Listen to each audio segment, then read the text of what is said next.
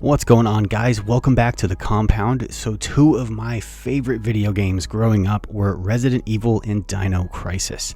And since we're nearing the end of the spooky season, I figured what better way to cap off Halloween than with a mashup of my two favorite things, zombies and dinosaurs.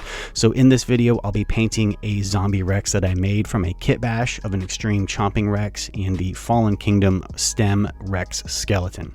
So before we start slinging paint, I just want to briefly do a quick rundown of the build process and what I did to create my zombie Rex. That way you can get a general idea of where to start and hopefully get some inspiration. So to make something like this, it's essentially destroying the figure and then rebuilding it all zombified. There's no right or wrong way to do this. It's really however you want it to look. This is where the rule of cool really comes in handy.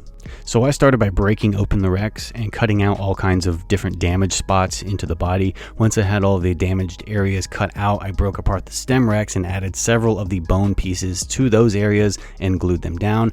Then I went back over those areas using hot glue and Milliput to add rip skin and gore effects like the guts coming out of the belly area. So that was just a quick rundown of my build process. We're going to go ahead and move on to the fun part, and that's sling and paint. We'll go over the main body color, which is going to be real simple. I'm not going to worry about doing something crazy on this since he's just going to get covered in blood. So we're going to keep it real simple and easy. First, going over the body with a dark blue gray because I want to have a pale blue sort of Rex color. So I'm going to go ahead and thin that paint down in my airbrush and lay down a couple of thin coats. Next up, I'll go over the underbelly with a light gray color and I'll fade that up into the blue gray. Then I'll go back over the body with a final dry brush highlight just to get those details to pop.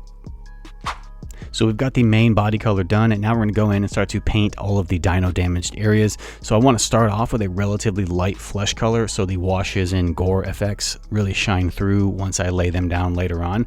So the base color I'm going to start with is Barbarian Flesh, and I'll thin that down and go in and paint all of the gory bits with a couple of coats, and when I'm done I'll seal it with some gloss varnish so the gore wash flows over them nice and smooth. So the first wash to go down is Vallejo Flesh Wash, and I'll wash this over all of the fleshy parts, working it down into all the little nooks and crannies. And I'm not worried about being neat here since this is a messy zombie Rex, so we don't have to worry about staying inside the lines on this one. The more organic splatter and slop, the better it'll look. With the flesh wash done, now we need to make a gore wash. For this, I'll use a gloss top coat as my medium, and I'll add a couple of drops of red ink and 1 drop of transparent burnt umber just to darken it up a little bit. The end results will be this nice transparent gory glaze that will have a wet glossy finish. And I'll take this and just kind of slop it on all over the damaged areas, working it down into all of the recesses and the exposed bones. So with the gore glaze done, now we need to go back over and add some darker blood and splatter effects. For that, we need an opaque mix, so I'll mix some cheap apple barrel paints together for this effect, and I'll just go along the areas where the skin is torn, and I'll add the blood along the edges. And what I like to do to get random splatter effects is use a stiff bristle brush and load it with paint, and then pull the bristles back and let that paint land wherever it wants. This is the easiest way to create a cool blood splatter effect.